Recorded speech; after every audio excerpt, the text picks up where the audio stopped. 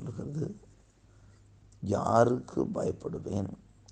கர்த்தர் என் ஜீவனின் பலனானவர். யாருக்கு அஞ்சுவேன்?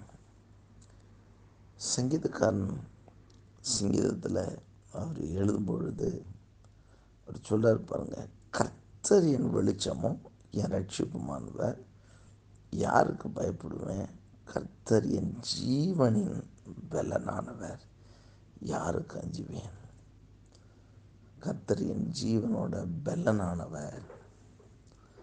எனக்கு பலன் அவர் தான். ஆகவே தான் சங்கீதத்தில் அதிகமாக சொல்வார், நீரே என் பலன் அப்படின்னு சொல்வார். நீரே என் கோட்டை, என் அரண் அப்படிம்பார். என் பலனாகிய கர்த்தாவே அப்படிம்பார். அப்போ கர்த்தருக்கு மகிமை உண்டாகட்டும். இங்கே அதில் ஒருபடி அதிக ஆழத்தோடு அவர் சொல்கிறாரு, கர்த்தர் என் ஜீவனின் பலனானவர். கர்த்தர் யாருன்னா ஜீவனின் பலன், அவருடைய உயிருடைய பலன். அப்போ நான் என்னுடைய உயிருடைய பலனே அவர் தான், எனக்கு எல்லாமே அவர் தான் அப்படின்றத, என்னுடைய பெரிய பலன் யார் அப்படின்னா கர்த்தர் தான் அப்படின்றத அவர் சொல்கிறாரு. அதனால தான் என் பலனாகிய கர்த்தாவே அப்படின்லாம் சொல்கிறது. சங்கீதத்தில் நிறைய இடத்துல நீரே என் பலன் அப்படின்னு பண்ணி, என் பலன், என் கோட்டை, என் அரண், இப்படி பலன் அப்படின்னு சொல்லிட்டு அவர் தான் என்னுடைய முழு ஸ்ட்ரென்த்து.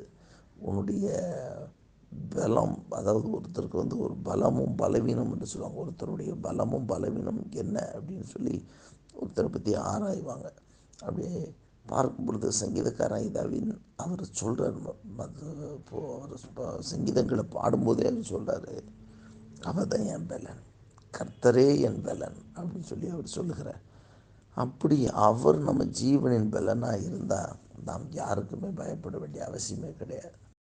நம்முடைய ஸ்ட்ரென்த்து கர்த்தராக இருந்தால் நம்ம எதை குறித்தும் யாருக்கும் பயப்பட வேண்டிய அவசியம் இல்லை. அதனால தான் அதுக்கப்புறம் சொல்கிறார் பாருங்க, என் சத்துருக்களும் என் பகைஞருமாகிய பொல்லாதவர்கள் என் மாம்சத்தை பட்சிக்க என்னை நெருக்குகையில் அவர்களே இடறி விழுந்தார்கள். எனக்கு விரோதமாக ஒரு பாளையம் இறங்கினாலும் என் இருதயம் பயப்படாது.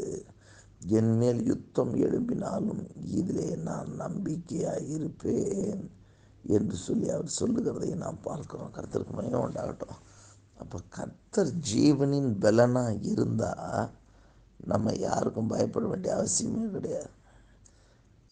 ஏன்னு சொன்னால் அவர், அதனால தான் அவரால் தைரியமாக சொல்ல முடியும், சத்துருக்களையும் பகைஞ்சருமாகிய பொல்லாதவர்களின் மாம்சத்தை பட்சிக்க என்னை நெருக்குகையில் அவர்களே இடறி விழுந்தார்கள். நமக்கு கூட கர்த்தர் ஒவ்வொருவருடைய பலனாக இருந்தால், கர்த்தர் உங்களுடைய பலனாக இருந்தால், உங்களுக்கு விரோதமாக எழும்புகிறவர்கள் அவர்களே இடறி விழுவார்கள். உங்களுக்கு விரோதமாக எழும்புகிற கூட்டம் தானாக விழுந்து போகும். கர்த்தருக்கு மகிமை. ஏன்னா கர்த்தர் உங்கள் பலனாக இருந்தால் அவங்களால நிலநிற்க முடியாது. கர்த்தருக்கு மகிமை உண்டாகட்டும். ஆகவே நாம் யாருக்கும் பயப்பட வேண்டிய அவசியம் இல்லை.